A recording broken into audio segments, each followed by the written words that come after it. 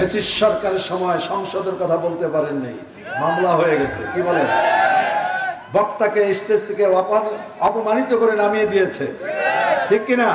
বক্তার হাদিয়া তো দূরের কথা, বক্তা মোটরসাইকেল ছাড়িয়া পালাইছে এই ফ্যাসিস্ট সরকারের সময়, ঠিক কিনা? জোরে বলেন। এই আলেমদেরকে কষ্ট দেওয়ার কারণে আলেমের বদ্দুয়া এমন ভাবে লাগছে, আল্লাহ বাতেল যদি মোটা হয় আল্লাহ তার সঙ্গে মোটা দিয়ে যুদ্ধ করে না। নমরুদ অস্ত্র সশস্ত্র নিয়ে আল্লাহর সাথে যুদ্ধ করার জন্য তৈরি হয়েছিল। আল্লাহ নমরুদের জন্য কি বরাদ্দ করেছেন? মশা কোনো বাহিনী? বলেন, মশাকে কোনো বাহিনী বলা হয়?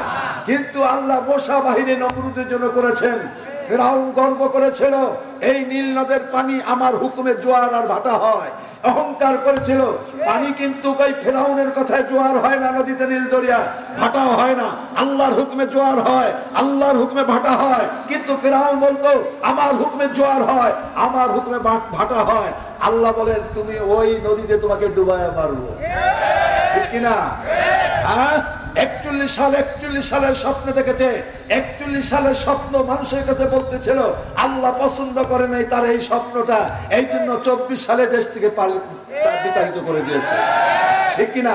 আর এই ফ্যাসিস্টকে তাড়ানোর জন্য কোন বড় দলের প্রয়োজন হয় নাই, কমলবতী ছাত্ররাই যথেষ্ট হয়েছিল। কি বলেন, ঠিক কিনা? অনেকে বলেছেন আল্লাহ এদেরকে আবাবিল বানিয়ে দিয়েছেন, যে আবাবিল আব্রাহার বাদশাকে, হস্তি বাহিনীকে ধ্বংস করেছে। এই আবাবিলের দ্বারা ফ্যাসিস্ট সরকারকে বাংলার জমিন থেকে চিরতরে উৎখাত করেছে, ঠিক কিনা? অতএব 16 বছর আপনারা স্লোগান দিতে পারেন নাই, সংসদে জালো। এখন কি পারবেন না? অনেকে পারছেন না, অনেকে ভয় পাচ্ছেন। কি বলেন, পারবেন? কোরআন হাদিসের আলো আর হাবা আল্লাহ কবুল করবেন ইনশাআল্লাহ। আমার বিশ্বাস সারা বাংলার মানুষ এমন ভাবে ইসলাম প্রিয় এবার হয়ে গেছে।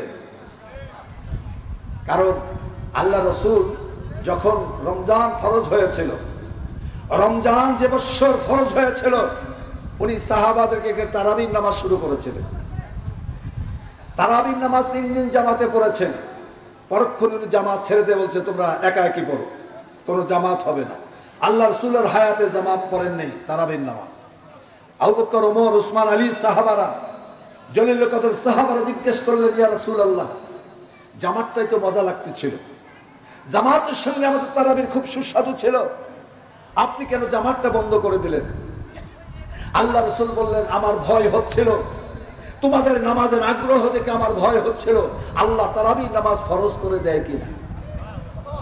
কি বলেন, ঠিক কিনা? তাহলে আপনার আমার চাহিদা আজকে প্রতিটি মানুষ ইসলামকে ভালোবাসে। ইসলামকে ভালোবাসার কারণে 54 বছর পরে যে সরকার গঠিত হবে, ইসলামী সরকার গঠিত হবে ইনশাআল্লাহ। আপনারা চান না? কারা কারা চান? লিল্লাহি তাকবীর, লিল্লাহি তাকবীর। আলহামদুলিল্লাহ, বেহেশতের বাগানে বসে আছেন আপনি, সুবহানাল্লাহ বলতেছেন। একটা জান্নাতি মানুষকে আল্লাহ বাগান দেবেন, তালা তো হবে 6666টা তালা হাফেজদের জন্য। কি বলেন? আর ছোটখাটো জান্নাতও আছে, এক একটা তালার মধ্যে 70,000 ফলের বাগান হবে। কত হাজার? 70,000 ফলের বাগান। এক একটা বাগানে 40,000 প্রকার গাছ হবে। আর এক একটা গাছে আল্লাহ পাক 40 প্রকার ফল দান করবেন। আর এক একটা ফলের মধ্যে আল্লাহ 40 প্রকার স্বাদ দিবেন। স্বাদের শেষ আছে? কি বলেন?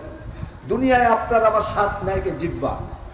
জিহ্বা ছাড়ার কোনো অঙ্গ স্বাদ গ্রহণ করে না। কি বলেন? ঝাল, টক, মিষ্টি যেটাই অনুভব করে জিহ্বা। আপনি যদি বিরিয়ানি নিয়ে এসে শরীরে মাখান, স্বাদ পাবেন? পুষ্টির মিষ্টি নিয়ে সারা শরীরে মাখেন, রসমঞ্জরি মাখেন, স্বাদ পাবেন? স্বাদ পাবেন না। যদি আঙ্গুল দিয়ে জিহ্বার মধ্যে নেন, স্বাদ পাবেন। জিহ্বা ছাড়া স্বাদ কেউ পায় না। আমার আল্লাহ বলেন আমার বান্দা দুনিয়াতে কষ্ট করে আসছে, দুনিয়ায় হারামকে হারাম জেনেছে, হালালকে হালাল জেনে জান্নাতে আসছে, আমি আল্লাহ তার স্বাদ আরো বাড়াইয়া দেব। কেমন বাড়াইয়া দিবেন? আমার আল্লাহ বলেন আমি শুধু জিহ্বায় স্বাদ অনুভবের শক্তি দেব না, তার দেহের মধ্যে যতগুলো অঙ্গ প্রত্যঙ্গ পশম আছে, প্রতিটি পশমে পশমে আমি আল্লাহ জিহ্বার সমপরিমাণ স্বাদ অনুভব করার শক্তি দিয়ে দেবো। বলুন সুবহানাল্লাহ, আল্লাহু আকবার। এই স্বাদ দেবে। ভাই অনেকে দাঁড়িয়ে আছেন, আপনারা কি আরো জায়গা দিতে পারবেন? একটু সামনে বসে আপনার স্বাধীনতার বসারও তো একটা স্বাধীনতা আছে। এখন মনে করেন যদি আপনি ভালো করে না বসেন তা দীর্ঘ সময় বসতে পারবেন না। আপনারা একটু স্বাধীনভাবে বসার দরকার। দেখেন বারান্দার মধ্যে একটু বিছানা বিছায় দেন। আমাদের জায়গাটা ছোট, আর আজকে হলো আন্তর্জাতিক বক্তা, আপনারা জানেন। জানি আন্তর্জাতিক বক্তা। এখনো যেই রাস্তায় লোকগুলো আছে, আমার মনে হয় এরকম আরেকটা মাঠের দরকার হতো, কি বলেন? কিন্তু দুঃখজনক আমাদের এই মাদ্রাসার মাঠের জায়গাটা ছোট।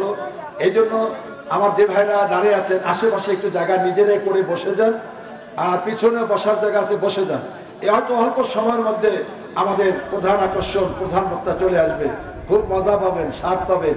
ইসলামের আলোচনার মতো স্বাদ আর কোথাও নাই, ঠিক কিনা জোরে বলেন? কোরআনের মতো স্বাদ পৃথিবীতে আর কোথাও নাই। গান বাজনার মতো স্বাদ নাই। এই কোরআনের কথা শোনার পরে, কোরআনের আলোচনা শোনার পরে আল্লাহর জমিনে আল্লাহর দ্বীন কায়েম করার জন্য মানুষ জীবন উৎসর্গ করতে প্রস্তুত হয়ে যায়, ঠিক কিনা জোরে বলেন? কোরআনের স্বাদের মতো স্বাদ পৃথিবীতে আর কোনো স্বাদ নাই। এটা আল্লাহ তাআলা কোরআনের মধ্যে সে স্বাদ দিয়েছেন। সুবহানাল্লাহ বিহামদিহি সুবহানাল আযীম। আর বাংলাদেশ, শাহজালাল, শাহপরান, শাহমাদুম, শাহমানত, যারা ইয়েমেন থেকে এসেছেন, আরব থেকে এসেছেন, মিশর থেকে বাংলার এই ভূখণ্ডের মধ্যে, বিশেষ করে এই পূর্ব বাংলার মধ্যে ভূখণ্ডের মধ্যে ধর্ম প্রচার করেছেন। ধর্ম প্রচার করে আল্লাহর ফজলে এই বাংলাদেশে বর্তমান শতকরা ৯৯ ভাগ মুসলমান, কি বলেন ঠিক কিনা? এই ৯৩ ভাগ মুসলমান তারা তৈরি করে গিয়েছেন। ইনশাআল্লাহ তাদের অবদান আজকে বাংলাদেশে ৯৯ ভাগ মুসলমানের কারণে আল্লাহ পাক হয়তোবা আপনি আমি যদি ইসলাম চাই, আগামীতে আল্লাহ ইসলাম দিয়ে দিবেন, ঠিক কিনা জোরে বলেন? ভাইরা, আমি যে আয়াতটুকু তেলাওয়াত করেছি, আমাইয়ুতিল্লাহ ওয়া রাসূল, কোরআনুল কারীমের মধ্যে আল্লাহ বলেছেন আমাইয়ুতির রাসূল ফাকাদ আতাআল্লাহ। যারা রাসূলকে মানে, রাসূলের অনুসরণ করে, তারা আল্লাহকে মানে, আল্লাহর অনুসরণ হয়ে যায়। হুব্বে রাসূল, রাসূলকে মহব্বত করতে হবে। আল্লাহ রাসূলের মহব্বত ঈমানের একটা বড় শাখা। রাসূলের মহব্বত ছাড়া কোনো আমল কবুল হবে না, ঠিক কিনা? রাসূলের মহব্বত রাখতে হবে। আপনি আমি যখন মারা যাব, কবরে লাশটা যখন রাখবে, দোয়াটা কি হবে? বিসমিল্লাহি ওয়া আলা মিল্লাতি রাসূলিল্লাহ। আল্লাহর নামে, রাসূলের আদর্শে, রাসূলের গাড়িতে রেখে গেলাম। কার গাড়িতে উঠাইলেন? সারা জিন্দেগি রাসূলের আদর্শ আপনি করলেন না। রাসূলের আদর্শ আপনার কাছে ভালো লাগে নাই, কোরআনের শাসন ভালো লাগে নাই, ওই নবীর গাড়িতে তুই কোনোদিন উঠতে পারবা না, ঠিক কিনা? যারা কোরআন বিশ্বাস করবে, হাদিস বিশ্বাস করবে, রাসূলকে মহব্বত করবে, তাদের জন্য সেই গাড়ি অপেক্ষা করবে, ঠিক কিনা? এটা সহজ বিষয় না। আল্লাহর নবী উহুদের ময়দানে যাবেন। আল্লাহর নবীকে সাহাবারা বললেন, ইয়া রাসূলুল্লাহ, মদিনার মধ্যে বসে আমরা যুদ্ধ করব, কেন উহুদের ময়দানে যাব? আল্লাহর নবী বললেন, আমি উহুদের ময়দান থেকে বেহেশতের খুশবু পাইতেছি। আমার বেহেশতের খুশবু উহুদের ময়দান থেকে আমার নাকে লাগতে আছে। আমি যখন মেরাজের রাতে জান্নাতে গমন করেছিলাম, জান্নাতের যে খুশবু পেয়েছিলাম, সেই খুশবু আমি উহুদের ময়দান থেকে আমার নাকে লাগতে আছে। সাহাবারে, আমার মনে হয় উহুদের ময়দানে আমরা যুদ্ধ করব। আল্লাহ নবী সাহাবাদেরকে ৭০০ সাহাবাকে সঙ্গে নিয়ে উহুদের ময়দানে গেলেন। নাম লেখাইছিলেন ১০০০ সাহাবা। কয়জন? ১০০০ জন নাম লেখাইলেন। কিন্তু নবীজি যখন যুদ্ধের পোশাক পরলেন, সেনা প্রধানের দায়িত্ব নিয়ে যখন কালিমার ঝান্ডা নিয়ে মসজিদে নববী থেকে উহুদের ময়দানে যাচ্ছেন, ৩ কিলোমিটার যে যখন পৌঁছলেন, নবী হিসাব করে দেখেন ৭০০ লোক হয়ে গেছে, ৩০০ লোক নাই। কি? যাদের পোশাক ছিল রাসূলের সাহাবাদের মতো পোশাক ছিল, দাড়ি ছিল, টুপি ছিল, জুব্বা ছিল, কিন্তু তারা ছিল মুনাফিক, ঠিক কিনা জোরে বলেন? এই যুগে মুনাফিক আছে কিনা? দাড়ি টুপি জুব্বা সবে আছে, কিন্তু নবীর আদর্শ চায় না তারা। এই বাংলার ভূখণ্ডে নবীর আদর্শ বাস্তবায়ন হোক, ওই সমস্ত দাড়ি টুপিওয়ালা চায় না। এটা জেনে রাখেন, রাসূল বলেছেন কিয়ামত পর্যন্ত মুনাফিক থাকবে, তারা হলো জাতীয় বেঈমান, ঠিক কিনা? জাতীয় পাখি আছে, জাতীয় পশু আছে, জাতীয় মাছ আছে, জাতীয় ফুল আছে, বাংলাদেশে জাতীয় বেঈমান আছে।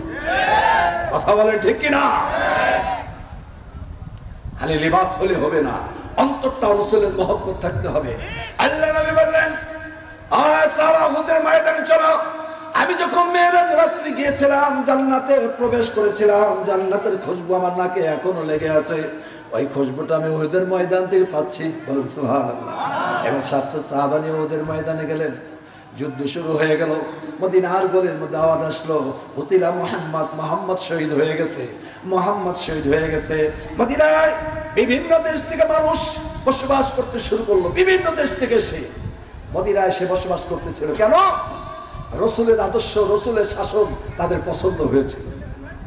রাসূলের শাসন তাদের পছন্দ হওয়ার কারণে বিভিন্ন দেশ থেকে মদিনায় এসে জমি করে করে বসবাস করতে শুরু করলো।